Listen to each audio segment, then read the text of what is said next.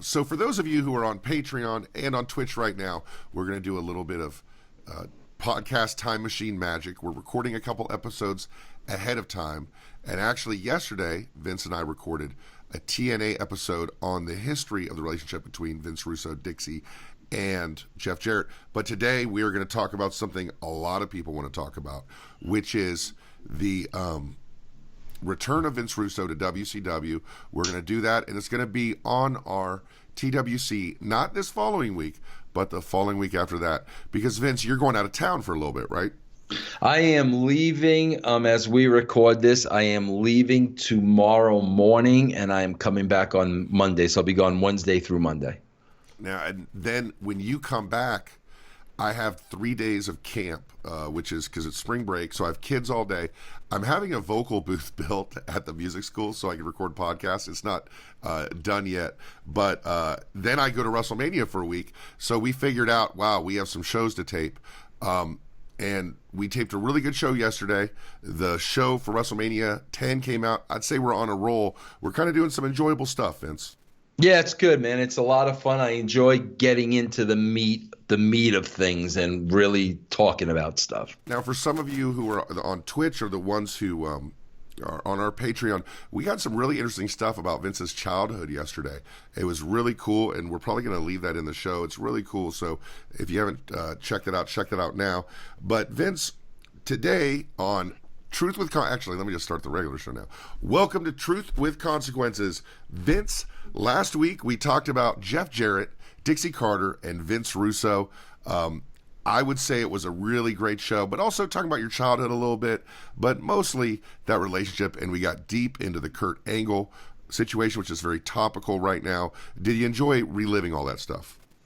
I enjoy talking about it, bro. Bro, I really enjoy talking about like the psychology of things and why people may do the things they do and why they may act the way they act. I mean, that's the stuff I really enjoy talking about, bro. And again, it's like, Matt, I know a lot of times, you and I, we go a little bit back and forth with like dirt sheets and stuff like that. And I know you don't even like the term, but like, I don't think people really understand the position that I was in.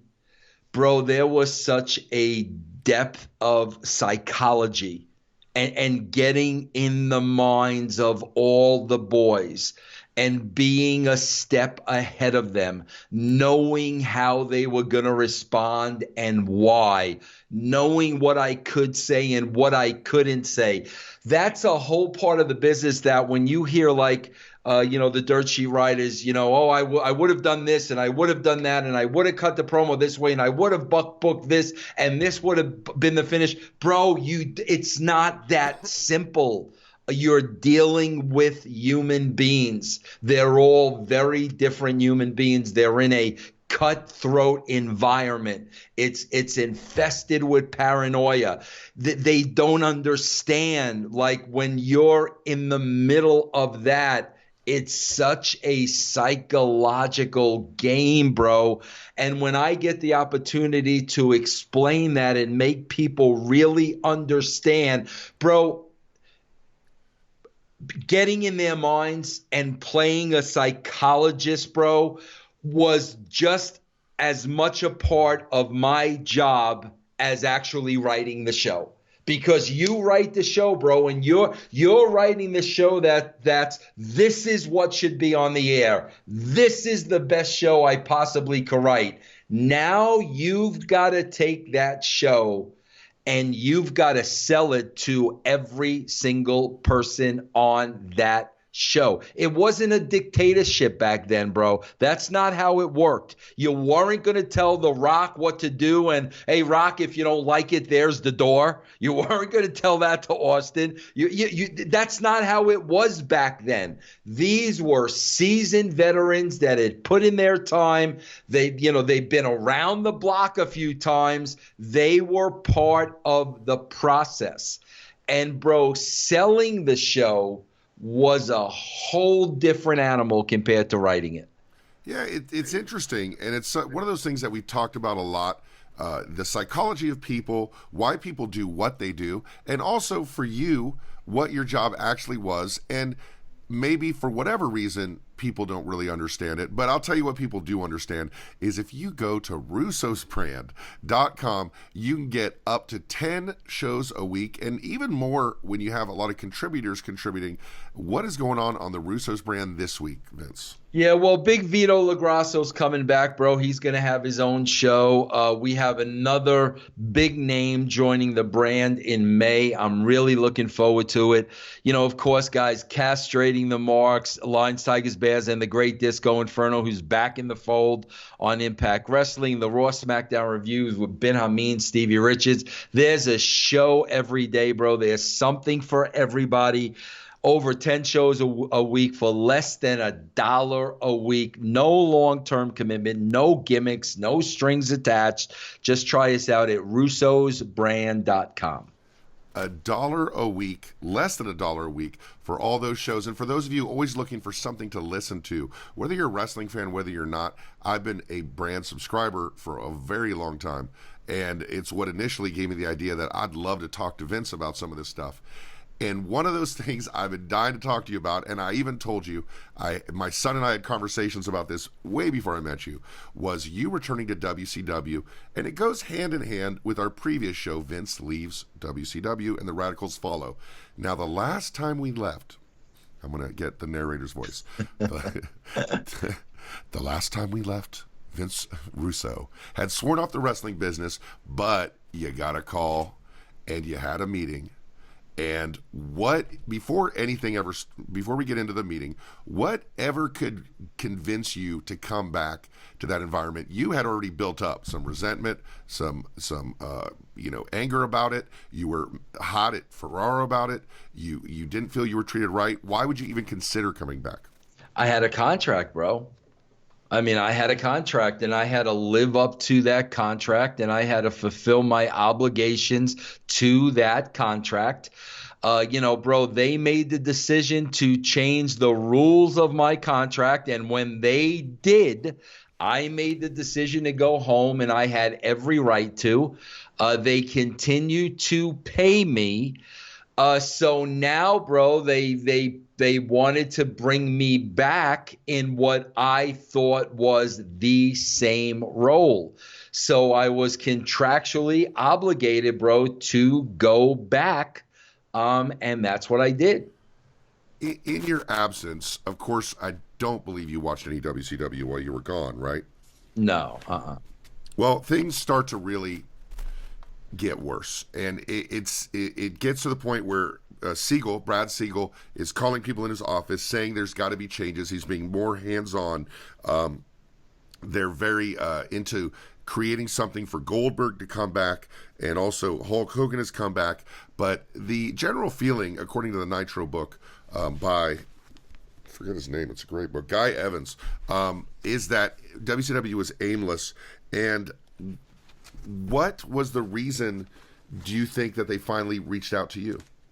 Bro, I mean, Matt, I knew 3 months prior, I knew this is exactly what it was going to go down.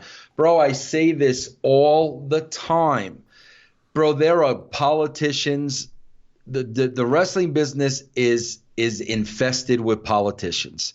And, bro, they'll stab you in the back. They'll bury you. They'll F you over to take your spot. But, bro, what they don't understand is when they succeed and they're in that spot, then they have to deliver. And that's when they fall short, bro, because if they were capable of taking your spot based on their talent, they would have not had to use politics to get there. So the reason they use politics is because they're inadequate and they're not as good as you. So when they finally achieve their goal through politics, now they have to deliver. And 99.9% of the time, they can't deliver. And I knew that. I knew that. I knew that when I was sitting in Bill Bush's office and I walked out. And in my mind, I was like, bro, go with Kevin Sullivan. Do whatever you want to do. They're not going to be able to deliver. So, like, I really knew, bro, it was just a matter of time. I didn't know if it was going to be 3 months, 6 months, a year. I didn't know what it was going to be, but that's what happens, bro, when you get ahead in politics. Where was your mindset at the time as far as coming back? You know, you said you were being held to a contract. Were you in your head, like, let's say your deepest, darkest, real motivation? Would it be more like, I really want to show these guys what I can do, I really want this to be a success? Or you're like, man, let me just ride this shit out and just Yeah, Matt, I did not want to go back. And I'll tell you why I didn't want to go back. Okay, bro? And this mirrors the WWE today.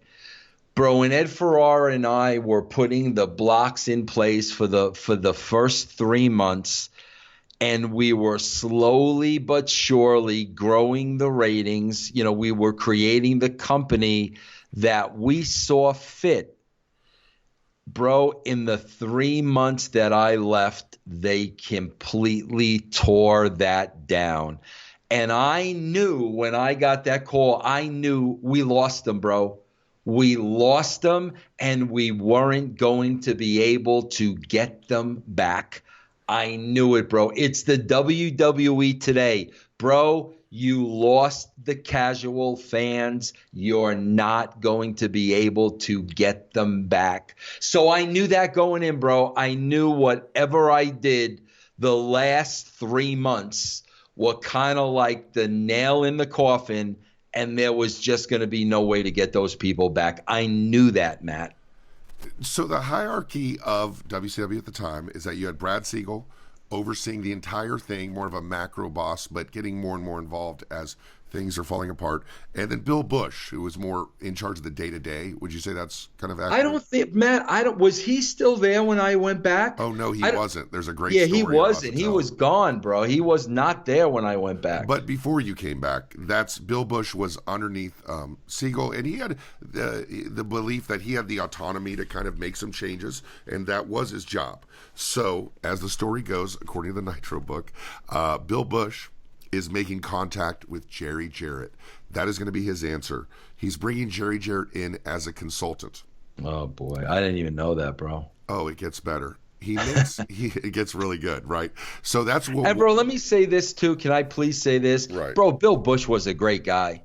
I mean, I can't say a bad word about him. But it was deer in the headlights, bro. But, bro, a great guy. One of the nicest individuals you'd ever want to be, in the wrong position. But as a human being, bro, really a good guy. I don't have one bad thing to say about Bill Bush. So, apparently. But I did not know that. That's news to me about Jerry Jarrett. I did not know. And that's J.J. Dillon. That goes right to J.J. Dillon. J.J. Dillon and Jerry Jarrett were always close. Bill Bush does not know Jerry Jarrett from a hole in the wall. That's J.J. Dillon telling Bill Bush to call Jerry Jarrett.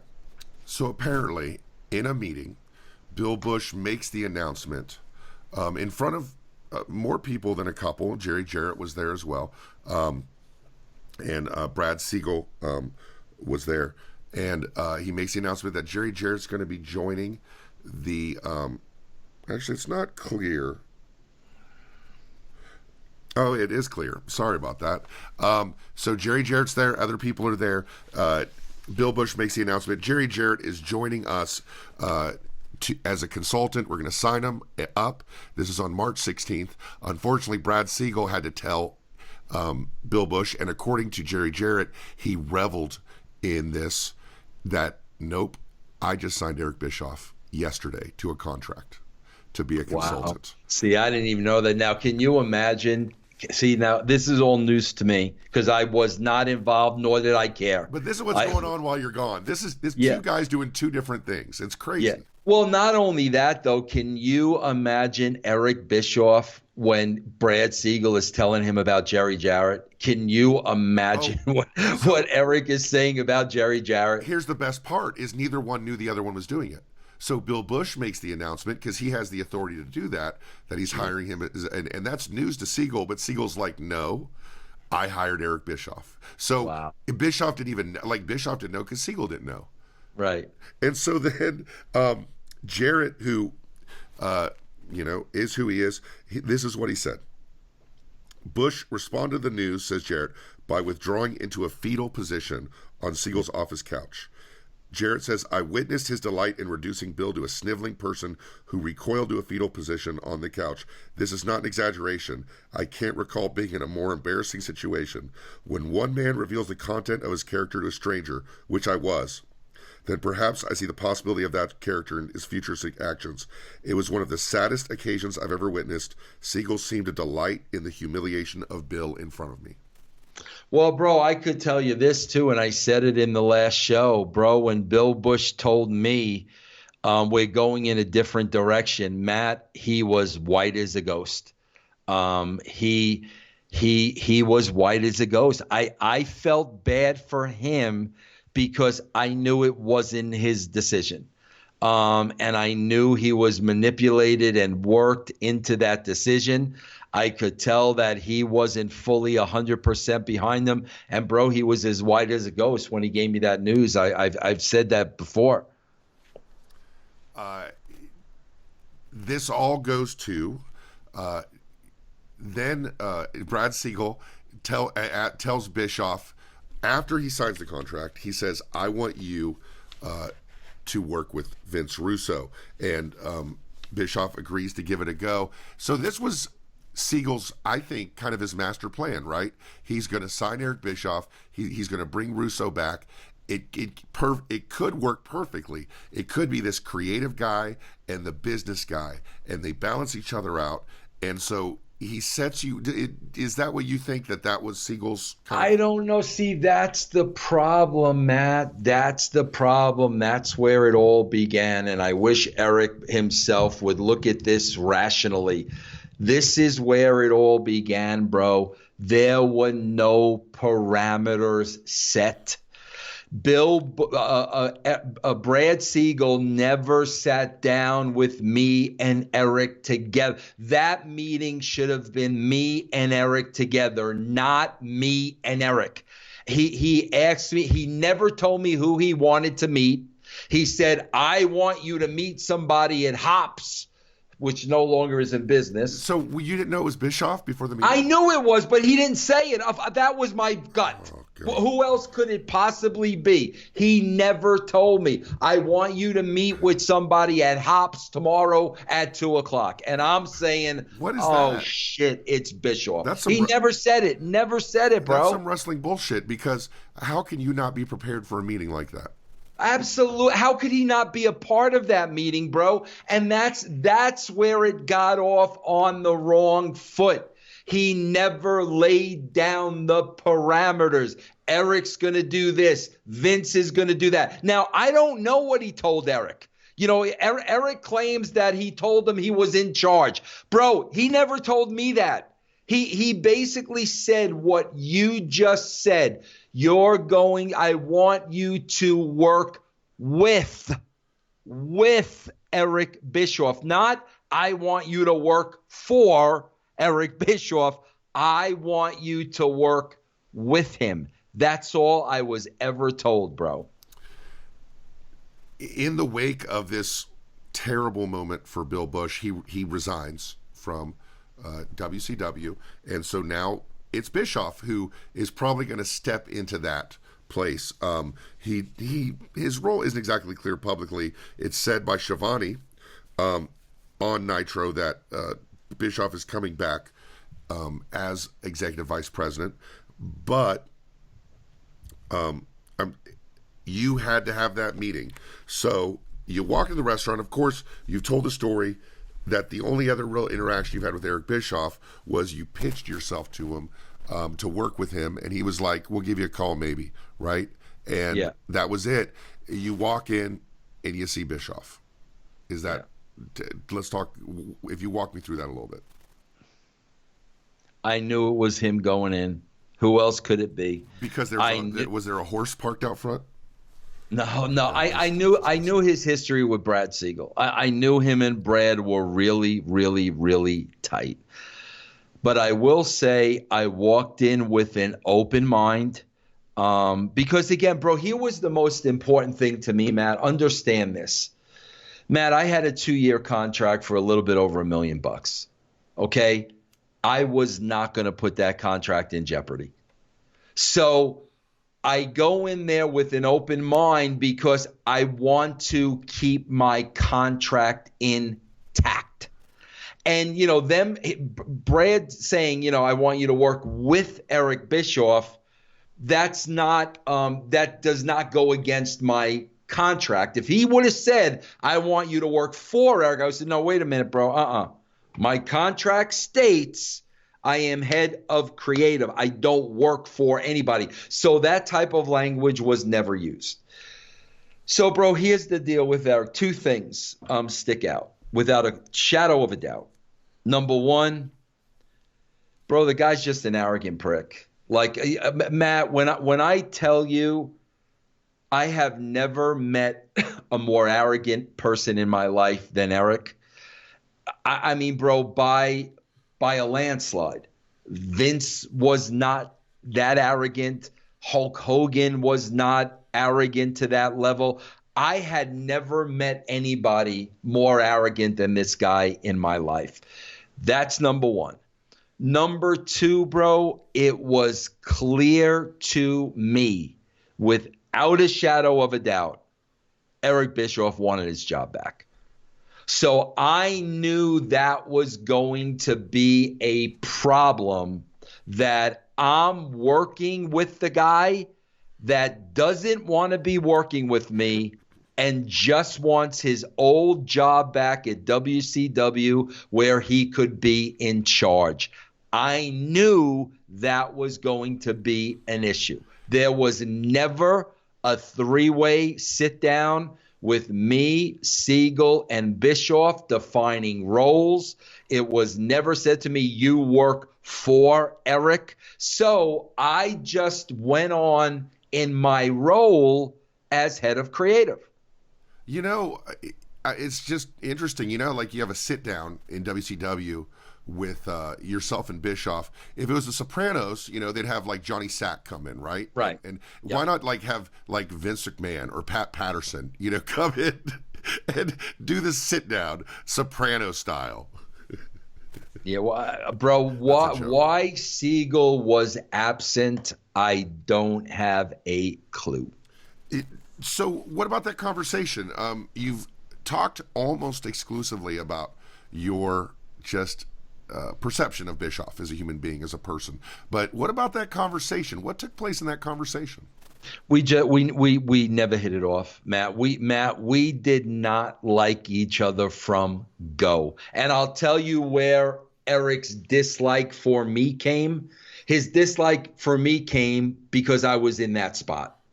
So right away, he did not like me because I was in his way of being in charge once again. So he did not like me. Also, bro, I'm not the kind of person Eric's going to like. I'm a New York guy, bro. I'm a street guy. I'm a meat and potatoes guy. I'm a get my hands dirty guy. I'm an honest guy. It's oil and water, bro. He is the exact opposite of Vince Russo. In listening to 83 Weeks and listening to Bischoff and knowing people who know him, I have no doubt there's no reason why you can't get along. You guys are very, very different, but you're similar in some ways too. I think you both made assessments of each other. I think you both, had preconceived notions of each other, and you both come off in ways differently than you want to. I think Bischoff and you are very similar in that you're private people. You keep to yourself. You don't have a giant circle of friends. But he comes off as arrogant, and you come off as kind of blustery and over the top. Is it fair that both of you were equally close-minded about each other? Yeah, absolutely. Yep, 100%. No, that was easy. So it's said here that after the meeting, you actually, before we get to the thing, to the night, the world change, that on the Monday, March 27th Nitro, that Vince Russo was providing direction over the telephone for the Nitro. Is that true? Wait, say that again now. March 27th. This is before you and Bischoff did the first show together. No, not false. False information. False. I was not back until Eric and I did that first show. That's wrong information. But the information's out there. Shivani says on the air in that Nitro that they're hoping Vince Russo would return, and you actually do a WCW.com interview the next day, specifically hinted at potential problems with Bischoff, so people knew you were going to come back with Eric. You already saw the writing on the wall? You already thought maybe that it might not work, or were you just kind of working an angle, do you think? Matt, Yeah. there was no might not. Okay? I knew from the minute 5 minutes into that conversation at that restaurant, I knew this is not going to work. 5 minutes in. But there's no one to take those concerns to? No, because, bro, I wanted to fulfill my contract. I did not want to put my contract in jeopardy. We were talking about a lot of money, and as long as I still believed my role was head of creative, I was not going to put that contract in jeopardy. You know, it's a shame that you two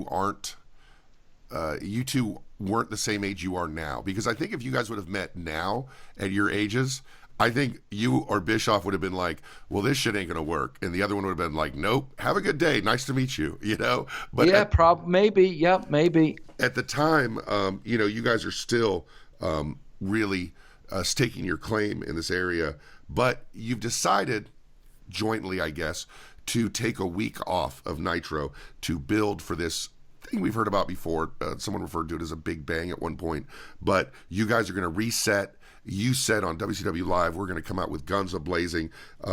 If this company is going to get serious about competing, that needs to start now, you said.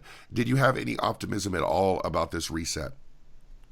No, bro, Eric and I worked together leading up to the reset. I mean, we got together, we met in person. I'd say, bro, that first show, I'd say it was 50-50. I can't tell you whose idea was what. I can't tell you that.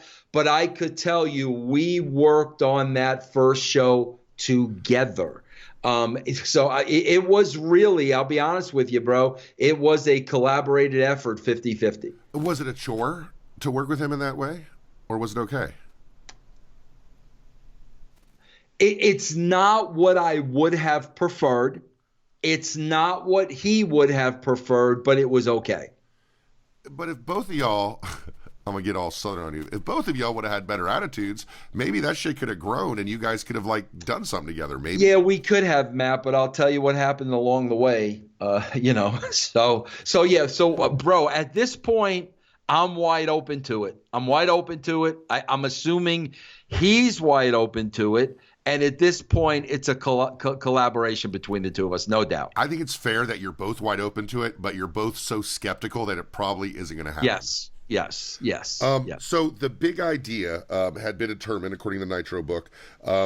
It's kind of what you wanted to do before, which is the Millionaires Club versus New Blood. And you guys reset pretty much everything. As far as the nuts and bolts of the show, you said creatively you contributed 50-50. What about the outline, dude? This outline must have been amazing. Who is that? You entirely? Yeah, Eric does not write anything on paper, bro. Eric does not write the format of the show, or bro, the times I worked with Eric in WCW and TNA, he never put pencil to paper. I don't know if he did it when I wasn't there. I don't know. But when I worked with him, he never, ever put pencil to paper, ever. That's the grunt work, bro. Eric doesn't do the grunt work. That's the grunt work, bro.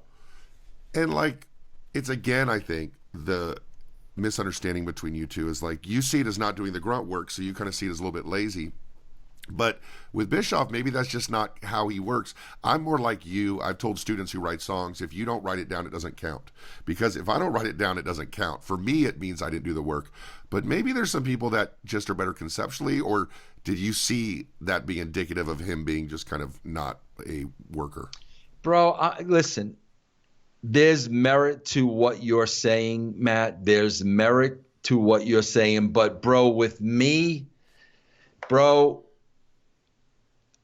you got to get down in the trenches, bro. You got to get down in the trenches. Bro, if you're not in the trenches, you're going to lose some of my respect. You got to be willing to do anything, bro. You got to be willing to get your hands dirty. You got to be willing to put the work in. If you're not in the trenches with me, bro, I am going to lose some respect for you. I don't play well with freaking authority, bro. I don't play well with people telling me what to do. I don't play well with people thinking they are better than me and above me. I don't play well with that, Matt. Has that served you well? I think it has.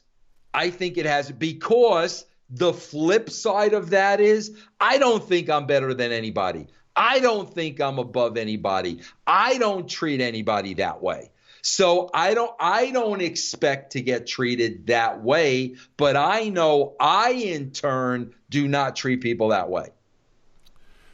The biggest story that comes out, maybe the biggest single story besides the overall Nitro that comes out of this night the world changed, which is in April of 2000, which is the first Nitro with Russo and Bischoff that is creatively ambitious. But the biggest story is Mike Awesome. At what point did you realize you were going to start writing Mike Awesome into the script? Oh, the last minute, bro. We got him, I believe, like literally days before, literally. And were you aware of Mike Awesome at all before this? I was aware. Yeah, I mean, I knew Mike Awesome, and I liked Mike Awesome at ECW. I couldn't tell you his history at ECW, but I had seen him at ECW, and I liked him. When did you first become aware that Mike Awesome was showing up as a current ECW champion? Like, he was the ECW world champion, but he was going to be on Nitro. That must have raised an eyebrow from you on some level. Yeah, no, it did, bro. I can't, man. I know Mike was in Florida at the time, and there was some kind of Florida connections. I don't know how it came about, but yeah, I mean, I knew that, of course, going in. I mean, but of course, you know, I mean, one thing about me and Eric, I think, where we're on the same page is shock value, bro. Shock value was not going to hurt that show that night. Yeah, Eric's got this. What do they call it when you have one letter for each word? Anyway, he's got a little slogan he goes by where, surprise is one of those things. He wants surprise involved with them. When you're done laying down this script, when are you finished with this script? Probably a few days before. And they start hyping it up. I think people become aware of the situation. They start hyping it up and using it at upfronts and that kind of thing. With you lay down the script, it's finished. Mike Awesome gets it in the last second. Let's take you to the day of Nitro. The day of that Nitro, do you have a talent meeting with everybody explaining what's going on? Oh God, I'm sure we did, Matt. I don't remember this. What I remember most about that day is it was my first time like on camera, and I was nervous as shit. Like, bro, I literally remember having like dry mouth. That's how bad it was. Because like this was a pretty big deal, bro. I had spots on TV on Live Wire and stuff like that, but like this was really a big defining moment. I remember being very, very nervous. I remember Conan kind of noticing that and, coming to me and kind of, tell me, bro, just go out. I mean, he gave me, advice and he gave me some pointers, which I never forgot.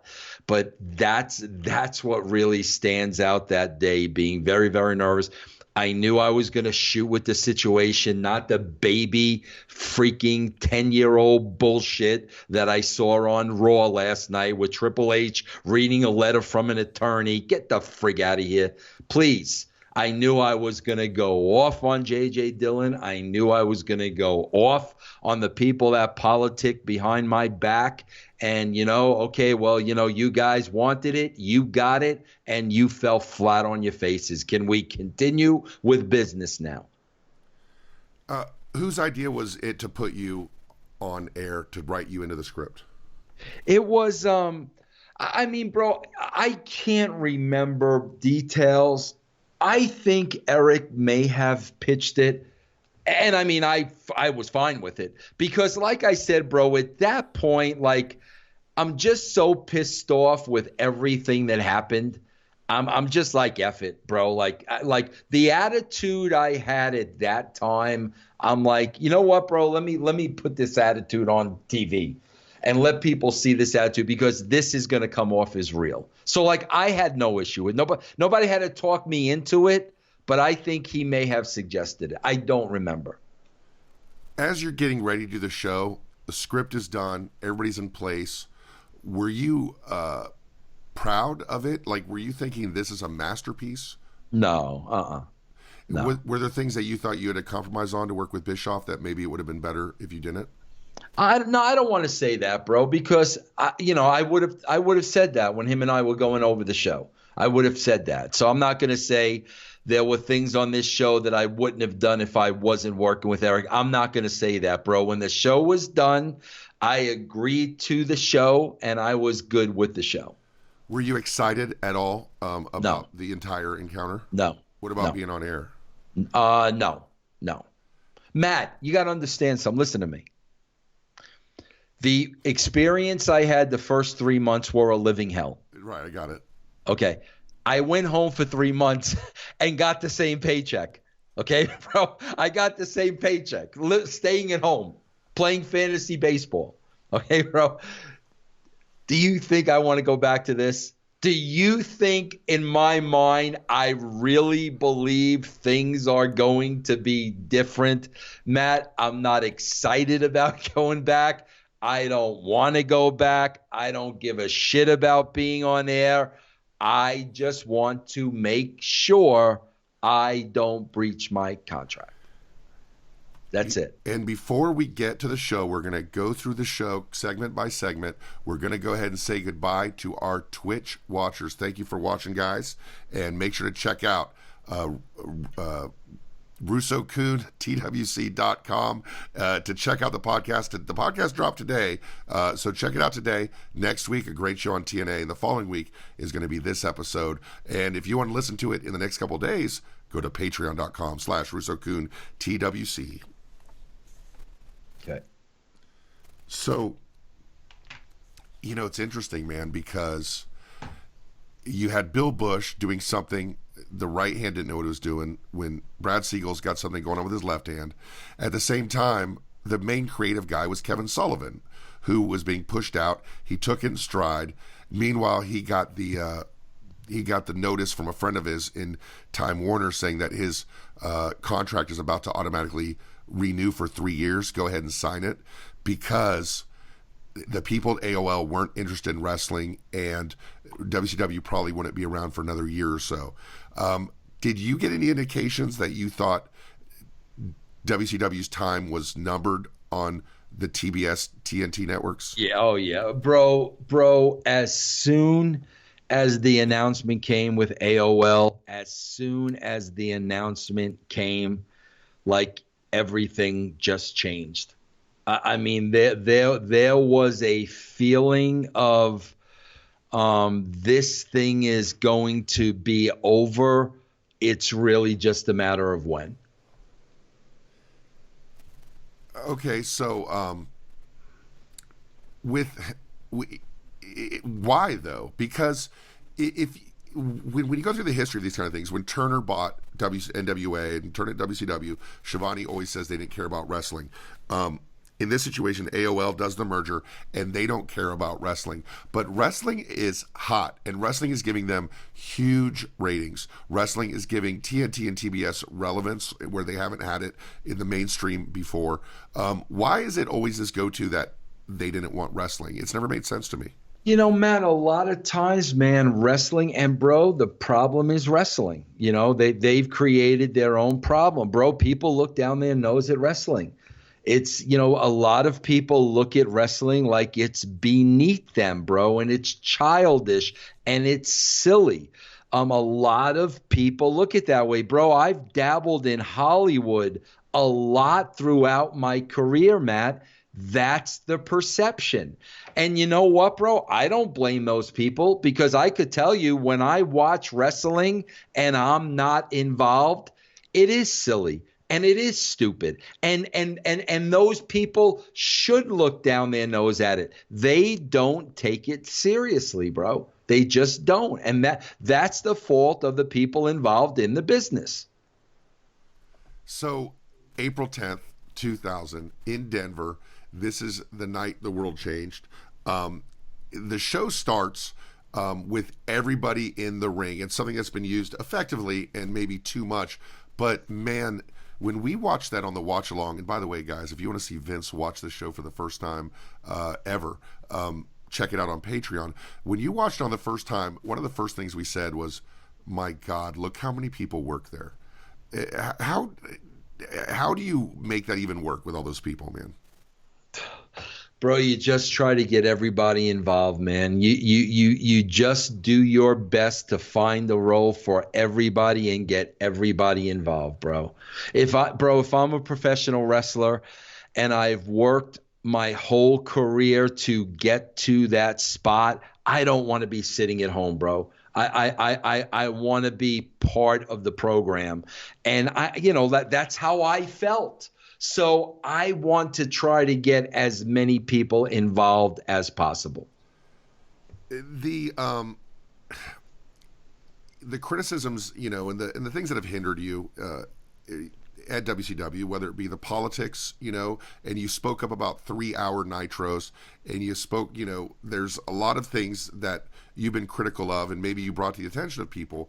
Did you ever say, there's just too many people here, man? Can we just cut down the amount of people here so I can actually do this? Matt, I never had the time or was comfortable enough or was secure enough to do that. You know what I'm saying, bro? Like I always felt like I was on a tight wire, bro. I always felt like I was walking on thin ice. I never, ever, ever felt secure in that spot. So I wasn't going to be saying things like that.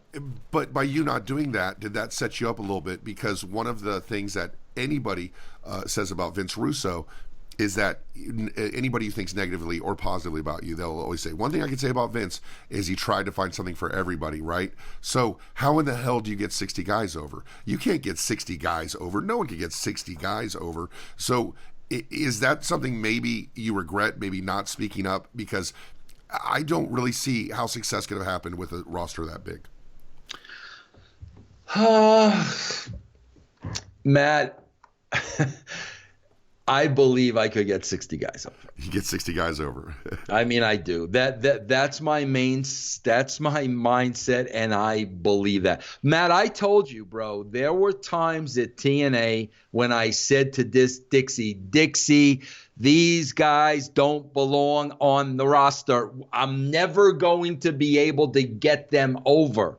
Bro, there weren't too many talents like that I felt at WCW like that. I mean, there really, really weren't. I can remember specifically, like I said, at TNA, there were 10 guys like Dixie. They should not be on this roster. I didn't feel that way with WCW, bro.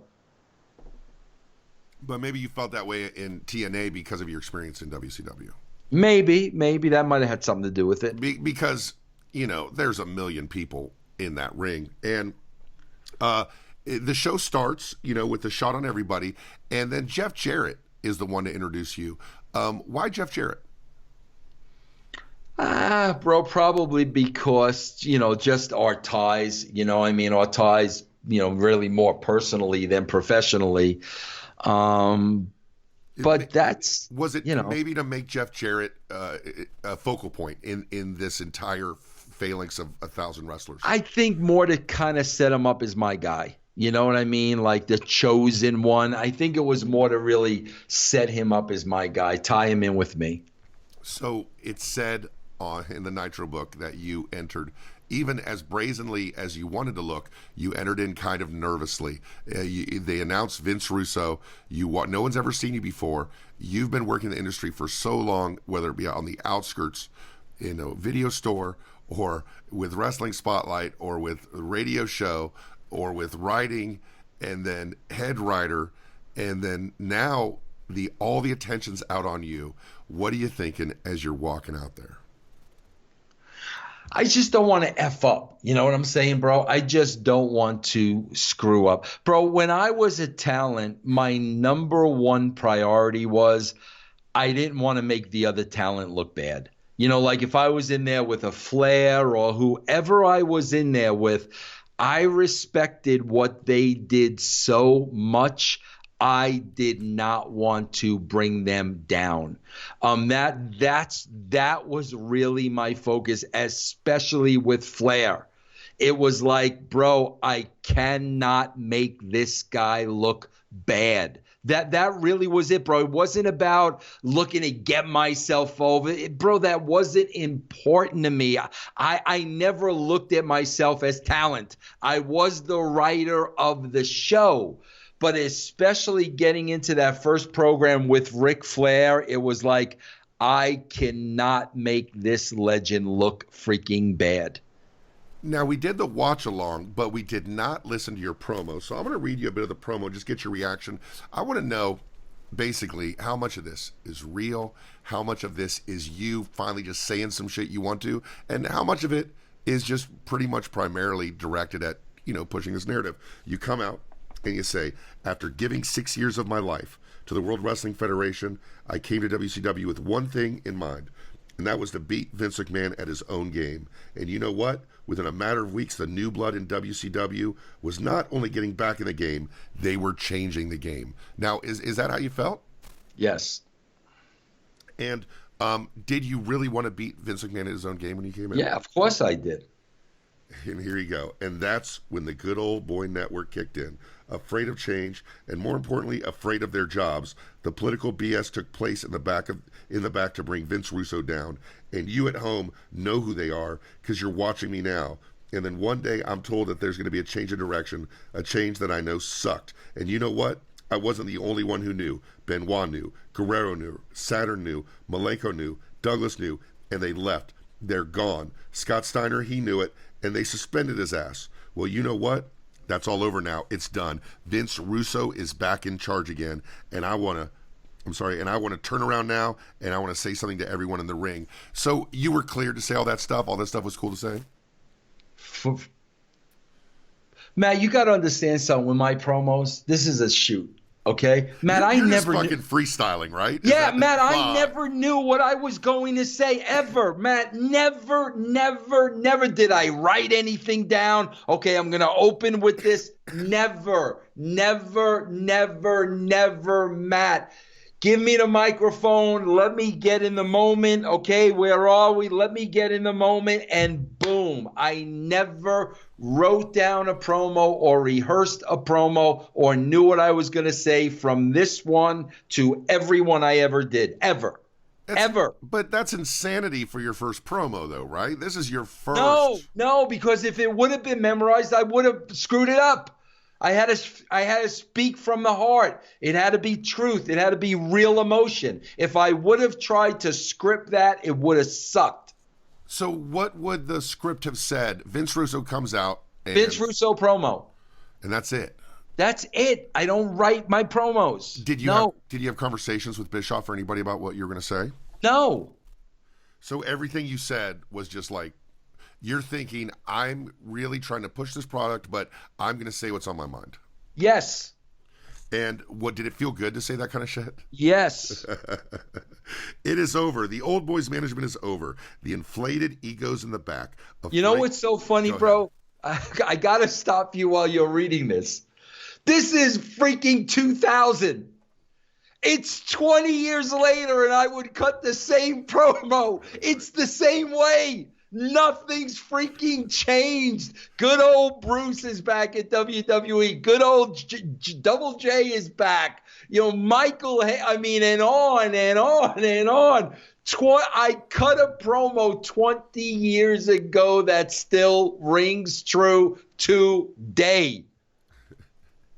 I have a funny idea, you know. If one time on Facebook, I just thought it was funny. I took the speech that Kevin Bacon gives in Footloose, and I just copy and pasted it as my status.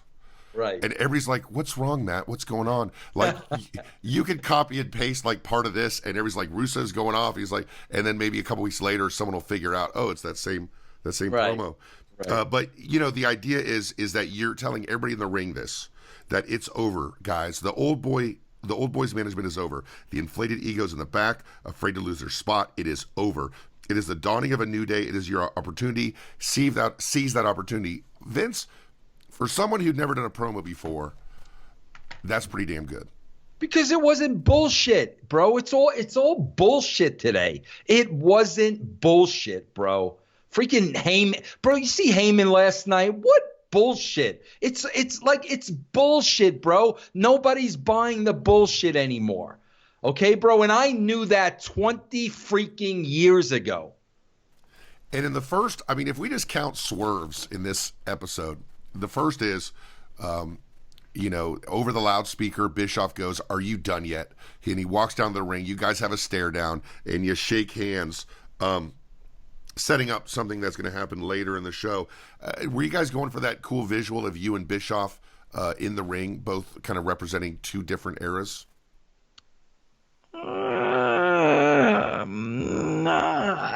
I mean, we were just trying to build a swerve there where people were going to think we were on opposite sides, but we were together. I don't think there was that much thought put into it like that. So then Bischoff goes on to relay the idea that he's on your side, and he says, those days are over. It gave me a lot of opportunity to realize mistakes I've made, mistakes like Scott Hall, Kevin Nash, Sting, Diamond Dallas Page, and yeah, let's not forget Sid, Vicious, but this is the real big one, Hulk Hogan. So what he's doing is really drawing lines here, right? Yes. And then you do a little personal attack, and this seems like it must have been written in as an idea because it's out of character for you. You just started going off on Ric Flair. Ric Flair, you are a piece of shit on the bottom of my shoe. I'll tell you what I'm going to do. I'm going to scrape off that shit and flush your ass down the toilet personally. So was that feeding into the kind of the real life thing where you left Flair buried in the desert and now you're trying to maybe make it a storyline that you really do hate Ric Flair? It was really twofold. Okay, bro. The shred of reality in that was I knew Flair was, one of the ones feeding J.J. Dillon. I knew that, bro. So that's where the shred of reality comes in. But on the other side of the coin, now I know from a television standpoint, if I pit myself against Flair, I will put myself in a position where these people absolutely hate me. So there was a shred of what I was feeling, but I knew what I said about Flair was going to position me for people to hate me. Now this opening segment finishes out with the Millionaire Club coming out, or at least a couple of them, and Sid Vicious is in there. And you guys are telling everybody have to give up their titles. And I guess on one side you would say, okay, well, that gets the point across as a total reset. But on the other side, that on screen, that didn't make a lot of sense to me. What's the reasoning for taking all the belts off? Well, bro, there was nothing really working at the time, man. They had gone so much in the opposite direction in those last 3 months. Rather than invest the time in trying to fix it, we just felt it was better to just cut to the chase. Let's start like the last 3 months never even happened. I get that, but I guess now that I'm thinking about it, and we've watched it together, as I said on Patreon, but it was kind of they gave up the titles without a fight, maybe it should have been with a fight. And watching it at the time, I remember watching it, being excited about it, thinking it was great, always wanting WCW to do well so that I could have two shows to watch. That seemed a little, incongruous. But the main thing that kind of took you out a little bit is when Sid didn't give the belt up immediately, and Bischoff goes, "What's the matter, Sid? You forget your scissors," which is just so inside, and so it refers to the stabbing fight he had with Arn Anderson years before. Was that something you guys talked about, or was that Bischoff? No, that was off the cuff. That was not discussed or written. That was just Eric performing off the cuff. Do you remember that line? Do you remember that line being delivered? I remember it from seeing it. Yeah, when we saw it, I remember that from seeing it. Yes. And that seems a little out of place, does it not? Yeah, I agree. Yep. What is your attitude, you and Bischoff's shared attitude or different attitude about the work shoot thing? How much should be real? How much should be reality? You guys aren't as far apart on that as people might think, right? I don't think so, bro, but I don't know. I mean, I don't know. Bro, I don't know where Eric is with wrestling philosophy. I don't know. I don't know, bro. I don't know. I think we're probably more on the same page when it comes to that opposed to opposite pages. So the segment is over and the show is about to start. I think you guys got your point across about what was going to happen. You came out to the Road Warriors music. Did you know what music you were going to come out to when you came out? Well, that was my music from the radio days, bro.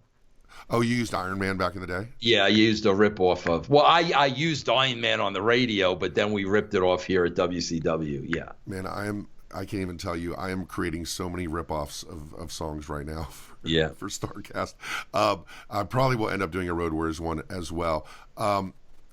As far as drawing the lines between the Millionaire Club and the new blood, who did you see as being maybe at this time the people who are going to be kind of the faces of those two groups? Matt, I really didn't have any preconceived notions, man. I told you I would do so much stuff just organically, bro, and let it play out and let's see who rises to the surface. Here's the perfect case in point. A guy like Ernest Miller. I liked Ernest Miller watching him, bro, and I thought he was great and he entertained me. But, I got there, I put him in a role, and he was going to take it wherever he was going to take it. And he was one of the guys that, that kind of, to me, took the ball and ran with it and was very entertaining. So I really, bro, I never worked where I had spots predetermined for people. I never did that, bro. But what was your vision? Like, Bischoff's thing with you is that you don't really have a long range plan, and your thing is that you let things just happen organically. But for the Millionaires Club New Blood angle, what was the idea? What is we saw the big idea on screen, but how would you describe the big idea if you were pitching it? The big idea was that the younger generation that were being held down were finally going to get their opportunity.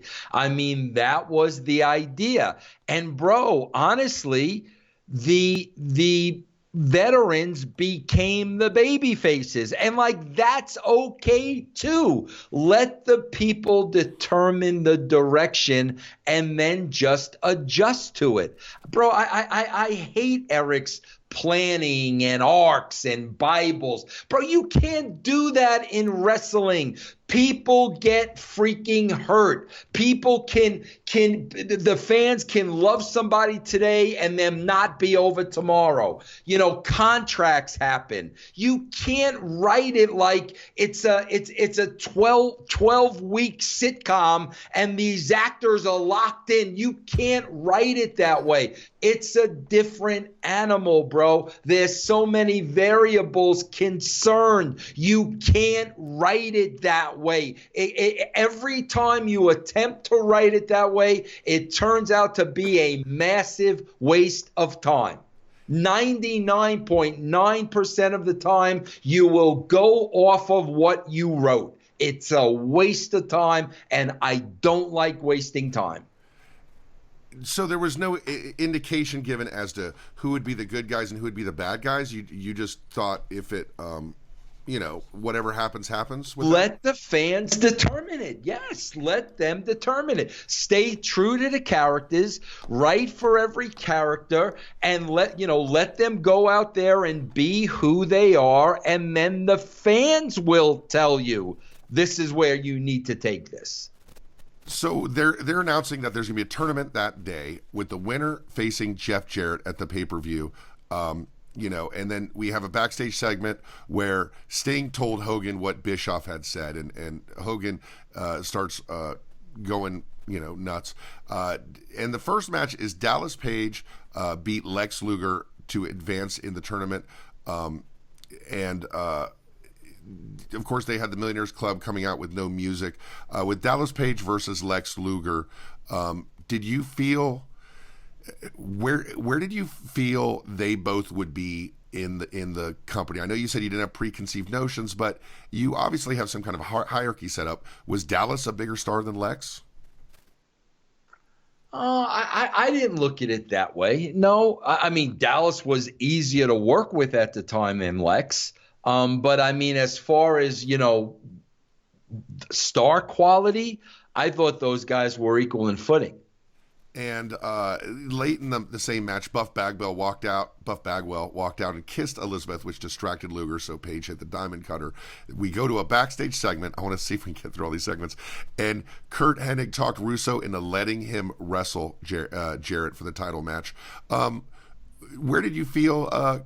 did you feel Curt Hennig was kind of underutilized? Oh yeah, bro. He still had so much left in the tank. I mean, I viewed Curt Hennig just like I viewed Bret Hart.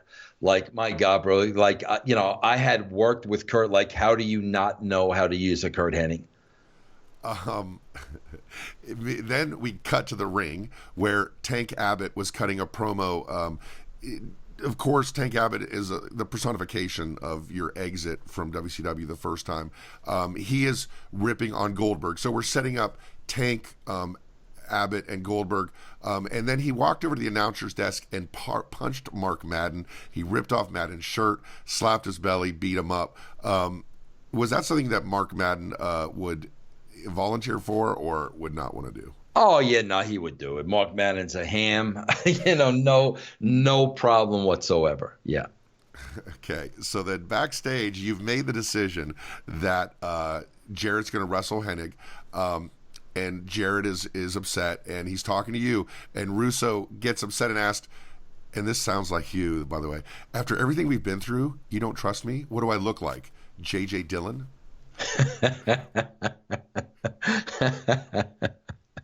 Yeah. You're settling some scores on air, aren't you? Oh yeah, yeah. Can you imagine if they let me settle scores on air today? Can you imagine, bro, what that would look like? I think it'd be fantastic. So then, in the next quarter hour here, Hogan found Bischoff backstage and confronted him about what Sting told him. Hogan is being played in a different kind of role here than he ever has. We talked about the way he was dressed. I think he had jeans and a white T-shirt, and Bischoff downplayed the situation and called Hogan into his dressing room. So you guys are setting up that Bischoff is going to turn and be with Hogan, and then Kidman came to the ring for a promo, and this was interesting because this is another super inside thing where Hogan had dogged Kidman almost offhandedly on the radio saying, "What am I going to do? Work with a Billy Kidman?" But then Kidman comes out and goes off on Hogan. I remember one line calling him an orange goblin. I thought that was hilarious. What did you think of using Kidman as a foil for Hogan at this point? Bro, it always is when you have that strand of reality, just a little strand of reality, and you can go out and cut a promo off of that. That's what's going to make the people believe it, because you're going to be passionate about it. There's going to be an underlining truth to what you're saying. That was probably the best promo Kidman ever cut in his career. So, I would agree, but I would also agree that this Kidman Hogan match that takes place, they just start brawling, is interesting because Hogan is really selling a lot for Kidman. He actually blades at one point, but the way that ends is Bischoff comes in another swerve, comes in the ring, and laid out Hogan with the chair, which is when he bladed, and then Hogan and Bischoff count to three and then Bischoff counted to three. So the idea is Hogan is on his own here, or Bischoff is with you. What is the story you're trying to tell at this point? Hogan's really on an island by himself, bro. All of a sudden Hulk Hogan had all this protection, and he was the untouchable guy. Now, all of a sudden, he's out there on his own. I mean, that's the contrast, bro. That's pretty much the story. When Hogan, and of course, the next segment is showing Ric Flair arriving to the building, another cut to Ric Flair, then a cut to Hogan where he's backstage throwing a fit. Even in this, Hogan's working hard. He's doing his best. Yeah. He's one of the greatest of all time. Would you say if he had a weakness on screen, the only weakness he had was sometimes he had trouble really being real, right? Yeah. Oh, yeah. Definitely. No doubt. Yes. Sometimes this stuff seems a little forced with him. Yeah. Yeah. I mean, it's, say your prayers and take your vitamins, bro. He did that for so long, and it made him a millionaire. So, I mean, it's totally, totally understandable why he would be uncomfortable in a different role. So let's talk about this first hour that we just had. We had the big promo, right? We had Luger versus DDP, setting up Bagwell, kissing Elizabeth, getting some stuff going. We had Kurt Hennig setting up a match with Jarrett. We have Tank Abbott cutting a promo on Goldberg. We have Hogan talking to Sting, but then getting in a match with Kidman, who does the promo of his life in the first hour of this show. And Bischoff turns, and Ric Flair arrives at the building, and Hogan is bleeding. That is quite a first hour, Vince. Oh, yeah, off to the races, baby. Off to the races. Almost as good as Raw was last night. Not quite, though. So it's something we've talked about a bit. And it's something you've owned up to a bit, just in retrospect. But even though it's jam-packed, even though there's a lot of good stuff in here, there's a possibility there's too much going on. Do you think? To me, no. So as far as what you're trying to do, your entertainment value, your vision, what you think people want to see, this is something that once people tune into it, it's going to keep their attention. Yes. In the second hour, Ric Flair walks to the ring, so now it's time for his. So it's like everybody's getting a turn. You're really resetting everybody, and you're setting up a bunch of new feuds. Was that a lot of pressure to set up all these different feuds? Bro, we never looked at it. We never looked at it that way. It's just kind of, man, when I wrote a show like that, I'm just kind of going with the flow. You know what I'm saying, bro? I'm not feeling any pressure. I want to make sure as many people are accounted for as possible, but I'm not feeling any pressure in writing the show. So in this segment with Ric Flair coming out, Scott Steiner walks out and mocks Flair by putting in a pair of those goofy teeth, and then Shane Douglas comes out of nowhere and attacks Ric Flair until security pulled him away. You did in the first promo on the show that Douglas was one of the guys who left. You knew he was coming back. Explain to everybody why Shane Douglas and Flair were getting in the ring together when they hadn't had a feud before. Oh, that was a big history back at ECW, bro, with you know, and I don't know, like, I don't know all of it, but I know there was a history and there was a big feud, and I know Shane was always cutting promos on Ric Flair, so there was a little bit of history there. I don't know where it stemmed from though, bro. I believe it stems from the old WCW days when Shane Douglas was a young white meat babyface, and he feels and felt that Flair went out of his way to, hurt his career or whatever. So when he went to ECW, and also in interviews, he would often go to that go-to of going off from Ric Flair. It's another example of you just saying, well, let's just put these two guys together. This is reality. This is what we want to see. Is that as Yep. simple as that? Yep, because as long as there's that shred, it will come across as real. A shot backstage of Kevin Nash walking around on crutches, and then a shot aired of Bret Hart sitting in the crowd. What is the reasoning of Bret Hart being in the crowd? It's almost the old Sting rule, right? Yeah, pretty much. God, man, it would help if I kind of was refreshed on what they were doing with him for the last 3 months, but I don't remember. But again, just to make him stand out and be special, bro.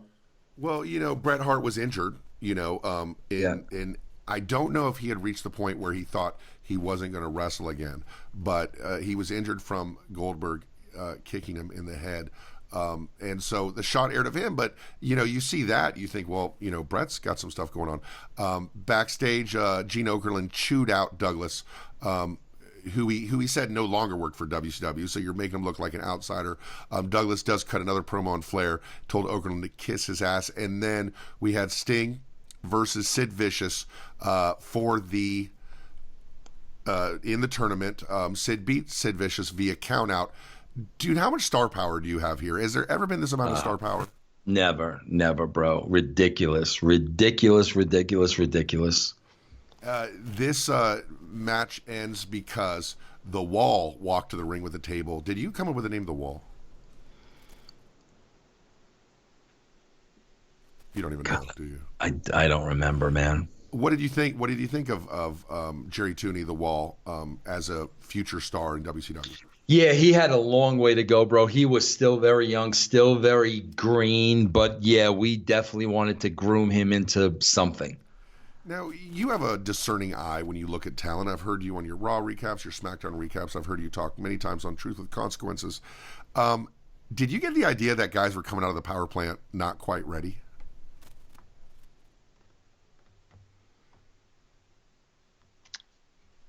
Not quite ready to. Not quite ready for prime time, like coming out a little bit green. Like they had a lot of talent that came out of there. But Not when it came to character and charisma and look. Maybe when it came to wrestling a little bit, but to me, they look like stars. And if they're not ready to wrestle, then I mean, then that's your job to protect them a little bit in the ring and put them in there with the right people. But to me, if you look like a star and you act like a star and you're carrying yourself like a star, you deserve to be on the big show, and then you'll get better when we put you in there with better wrestlers. it seems to me that this show has two different kind of things that you're trying to do in a big sense, in a macro sense, where you're trying to establish the lines and the characters for the older wrestlers, but you're trying to really build up some of these younger guys for feuds with these wrestlers. So we're finally seeing these younger guys hit this glass ceiling, and whether it be Douglas against Flair, whether it be Kidman against Hogan, or in this case, after the Sid match, that Sid won because Wall powerbombed him, and Flair then came to the ring, challenged Douglas to a match. I'll get there. And then backstage, Hogan searched for Bischoff and beat up 3 count. Jeff Jarrett beat Kurt Hennig in the tournament, and the win gives Jeff Jarrett the title match at the pay-per-view. So he's going to face the winner of the tournament. But late in the match, Sean Stasiak walked out to the ring to to Hennig's old Mr. Perfect music. And Stasiak mocked Hennig by swatting the gum out of his mouth and carrying the towel. He's obviously going for the new Mr. Perfect. Why Sean Stasiak? Oh man, he had all the tools, man. He had a great look. He was a great athlete. He had a great body. He had charisma. He had personality.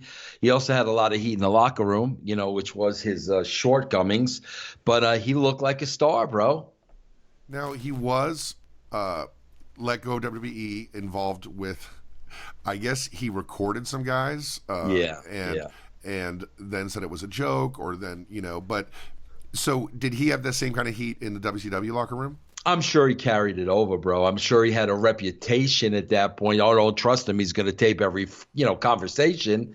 So I'm sure he already had a built-in reputation that did not help. I've interviewed him before. He's looking for another run, right? Yeah, I know. Yeah, yeah. So of course, Jarrett wins with the stroke, and then a shot aired of Hogan searching inside a skybox for Bischoff. So he's looking for Bischoff, and then backstage, Nash made a call on his cell phone and told the other person on the other end, "Get here when you can." I guess intimating that it's Scott Hall. And then they had a match with Ric Flair and Shane Douglas with you interfering. They both fought the match in street clothes. In the end, you walked out and hit Flair with a baseball bat for the DQ, and you also stole Flair's Rolex. Was it a real Rolex that you took from him? Oh, absolutely, 100%. Yes. Did you get to keep it? That's what. No, I made sure I gave it back to him right away because I didn't want to lose it or do any damage to it. He probably gave it to the prettiest girl at the Marriott later that night. Probably, yeah. What do you remember about that particular idea? You guys are trying to perpetuate the feud and keep it going. Why you're involved because of supposed heat with Flair, or you're aligned with the new blood? What's the reason that you come out in that match out of all the matches? Just the Flair gimmick. I mean, that's going to be the angle. Me and Flair is going to be the angle wherever it goes. Because like I said, bro, me pitting myself against Flair, I just knew it was going to give me heat out the wazoo. So then we have one of the most talked about segments in the show, in a show with a lot of segments. Kevin Nash walked out to the ring on crutches and called Russo and Bischoff both jackoffs. He mentioned Scott Hall and said he's sober and ready to go. And then Mike Awesome entered the ring and attacked Nash. Awesome took the mic and said when he heard Bischoff and Russo were back, it was too sweet to pass this up. Do you remember that being a big deal, Awesome attacking Nash? That whole thing, the whole fiasco that happened afterwards with the title. We talked about it earlier. Do you remember that being as big a deal as it became? Well, what exactly though, Matt? Well, the fact that there's a couple things. One is that Kevin Nash is attacked by this guy who's this big star in ECW, but he's not quite as big as people thought he was. And, Nash in particular thought it didn't come off well because he was a little smaller than people thought. What do you think of that? Yeah, I mean, I still think Mike Awesome had a great look, bro. I mean, I really do. He looked like an athlete. He had a nice build. So, I mean, I didn't feel that way. I mean, that's the first time I've heard that with Kevin saying that. I mean, that's cool that he feels that way. But I mean, Mike Awesome looked like the real deal to me. Mike Awesome is one of my all-time favorites. I thought he was really great. Why Kevin Nash? Why would he be placed with Kevin Nash? We're just trying to pair everybody up, bro. I mean, that's what we're trying to do at this point. So it's another feud being set up, which is Awesome and Kevin Nash, and he gives him an awesome bomb, and then it goes to well. Before we get to that, I think we talked about this on the Patreon. He is the ECW champion. Apparently, there's some legal action that takes place. He has to go and drop the belt. And for some reason, that's still not clear to me. Paul Heyman asked Taz to do it, who worked for WWE. So what happens in ECW is Mike Awesome defends the ECW belt as a WCW employee against Taz, who's a WWE employee, in an ECW ring. That seems really strange to you, doesn't it? I don't even know any of that stuff's going on, Matt. I mean, I really don't. I swear to God. I people think like I ripped off ECW, bro. I don't even know that shit's going on. All I'm concerned about is our show in WCW at that point.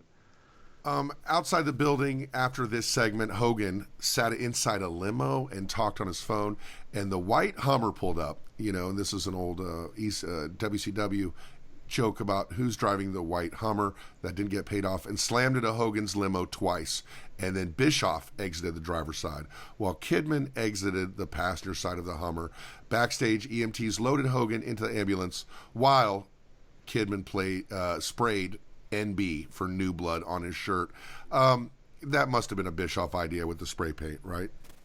I don't remember, but I'm just wondering if Brian Alvarez thinks that Eric Bischoff was driving the car. So you would have a stunt driver drive the car. And I'm sure. I'm sure it was a guy by the name of Ellis. Yeah. And Ellis would be driving the car, but there's no candy glass inside the car, right? No candy glass, no.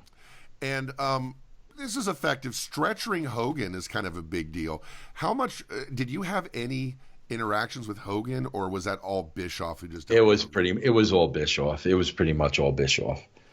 Was it still presented like he held a lot of power in the organization? Like when you were writing stuff, was it like Bischoff saying, "Let me run this by Terry and see what he thinks"? Yeah, it was always that, bro, from day one with him and Hogan, man.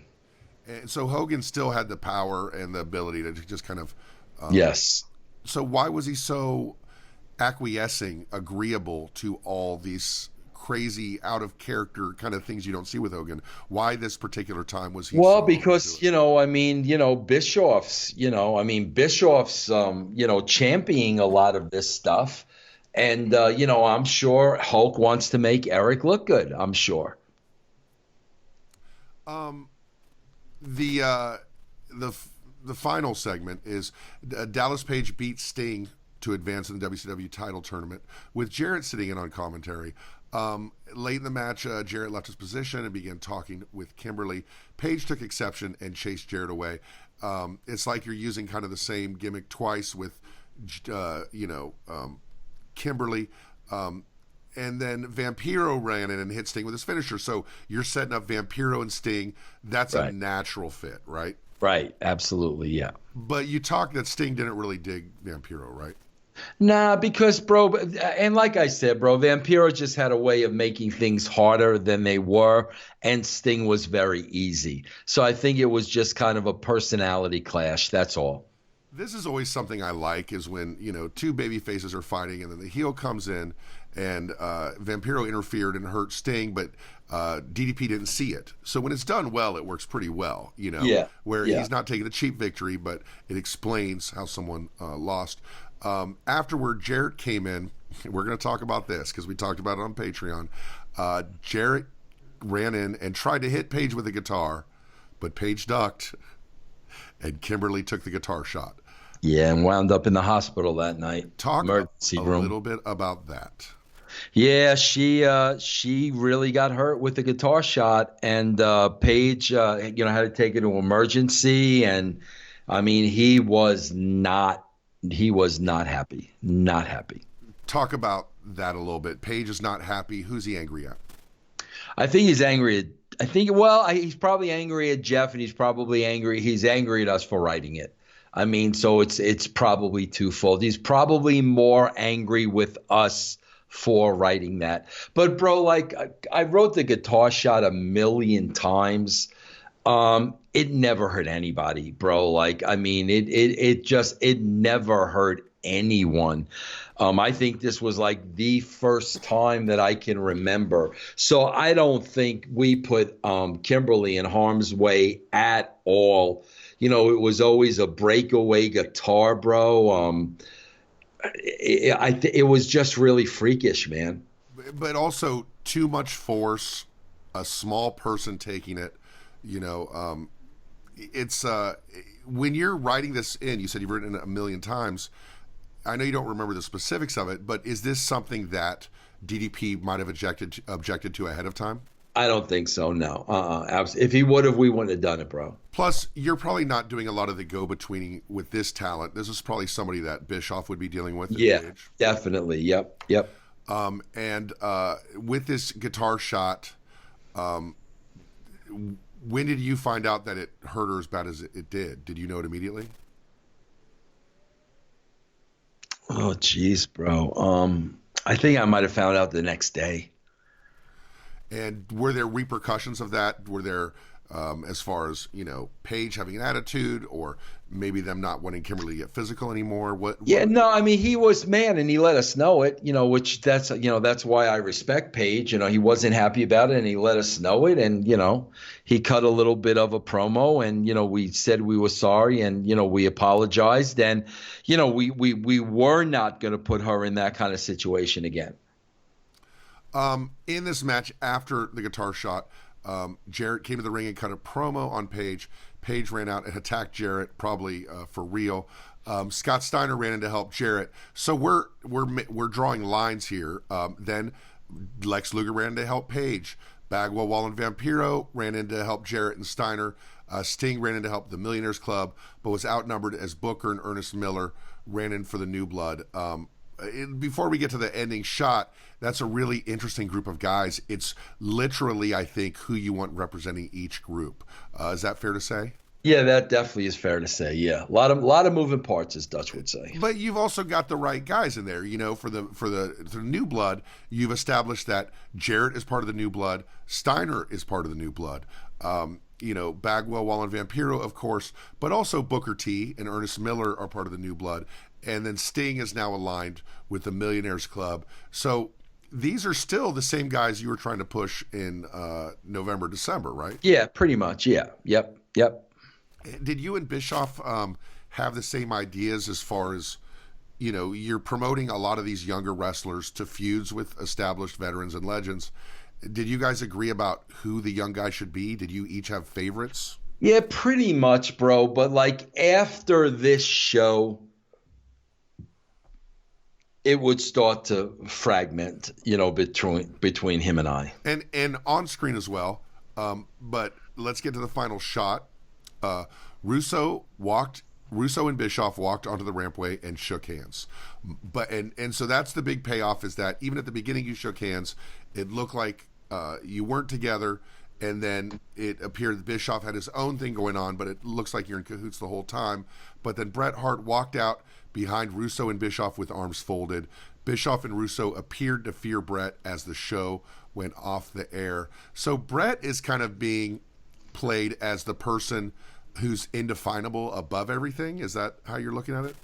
Well, not really knowing where he stands, with what he had gone through at WCW, and now there was a new regime in place. I think the big question mark was, where does he stand? He was kind of eager to find that out. So with the ending of the show, you said that maybe you thought, and you're going to let things happen, but maybe you thought it would be that the fans would get behind the Millionaires Club or will get behind the New Blood, but it became clear to you that the fans were going to be behind the Millionaires Club, the established legends? Yes. Yep. And would you have preferred it? Do you think it would have worked better if it was the other way around? Not really, bro. I mean, again, bro, we let the fans have a say so, you know what I mean? And that's the side they chose. So that's the way we were going to go with it. So let's get some reaction, first of all, from you. We watched this episode. Overall, I believe your reaction was you thought it was very good. You thought it was very entertaining. You wanted to tune in the next week. Looking back at maybe your most memorable Nitro ever, how would you describe it to somebody who hadn't seen it before? I think it's everything a wrestling show should be, bro. There's characters, there's storylines, there's stars, there's feuds, there's excitement, there's reality. I mean, I think it has all the elements of what a good wrestling show has. May there be too much? Yes, there might be too much. But at the end of the day, you're not going to turn the channel on this show. But much like there might be too much, and it's easy for us to say, it definitely seems so at the time, but looking at all the things you had to work with and looking at what your marching orders were, which is to reset everything, it makes sense. But if it was up to you, how would this thing have played out? You couldn't do this every week, right? So you'd have to have matches. How would you see the Millionaires Club thing developing with the New Blood? Well, bro, eventually the idea was to get the new blood over the Millionaires Club. But, the things that changed that game a little bit was the Millionaires Club were becoming the baby faces, and some of the people did not want to in the Millionaires Club did not want to put the younger guys over. It's interesting because in your first run in WCW, it's said by a lot of people, that maybe didn't know you, that you wanted all the old guys to disappear and all that. And it's almost like it's coming true in a sense where now all these guys are going to have to put over these young guys. Did you have a better attitude about maybe people being on board with your ideas because WCW was in such dire straits? Nah, bro. Bro, when people saw me and Bischoff were working together, they knew like this was going to be over soon. A lot of us were hopeful. Yeah. Was there anybody that was, like I said earlier, on paper maybe, it's like, wow, if these two guys can work together, you take the strengths of one and the strengths of the other, you have like a super wrestling machine between Russo and Bischoff. Was there any hope amongst you or amongst Eric or amongst anybody that this thing could extend beyond this short run? Bro, I might have felt that way that night, but I could tell you, like, in the weeks to follow, like, no way. What was the relationship with you and Eric like after this episode? Like, Bro, were you guys high-fiving? it turned into me doing all the work and Eric acting like the boss and Eric burying things after the fact and after he signed off. And that's exactly what happened, bro. Vince Russo became Vince Russo. Eric Bischoff became Eric Bischoff, and it was a nightmare. Specifically, what about this show? What was the feeling about this show? Do you remember talking to Eric and maybe? No, I think we were good after this show. I think everything was fine after this show, bro. Everything was, maybe this was Eric's horse and pony show for Brad Siegel. I don't know. But as soon as this show ended, slowly but surely, Eric turned into the boss and the guy in charge and the guy calling the shot and the guy that knows more than everybody else. I was doing all the freaking grunt work, all the writing, all the producing, and it was like, bro, like, please.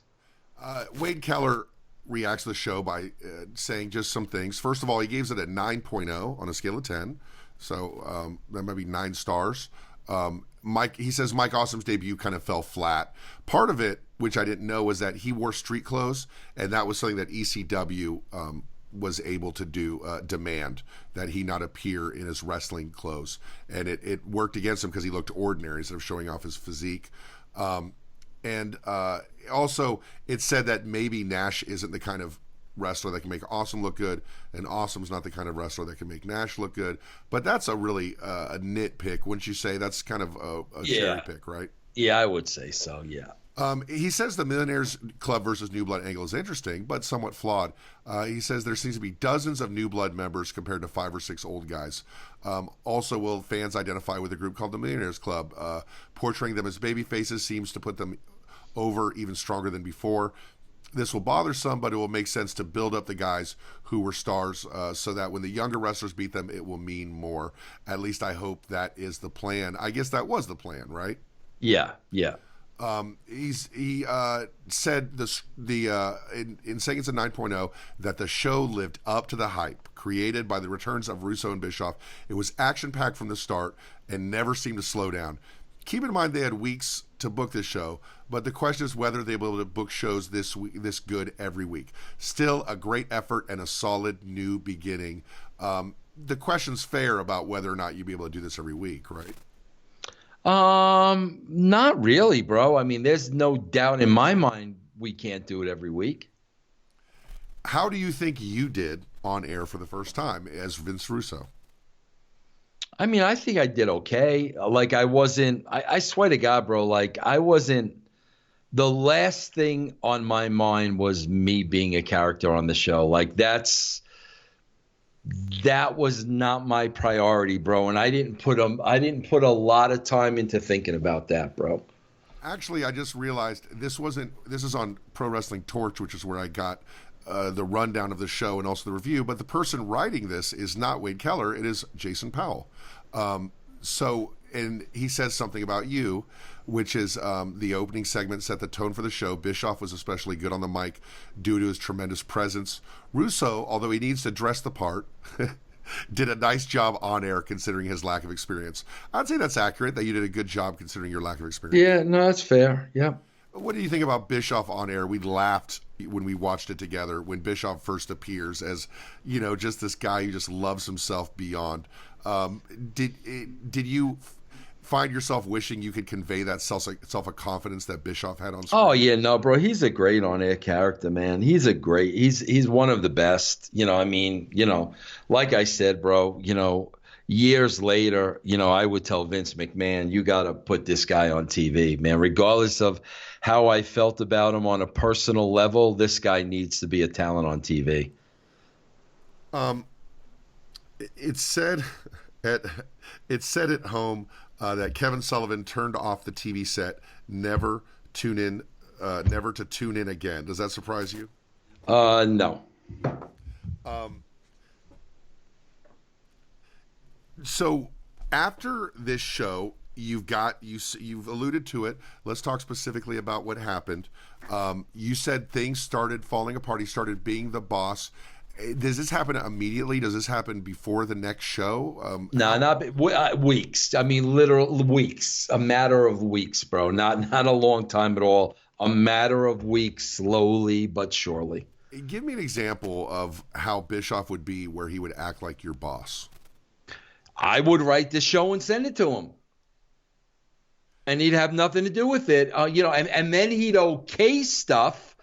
And then if he would read that stuff didn't go over to the dirt sheets or whoever, then he would call me and bury it to me after he already gave it his blessing.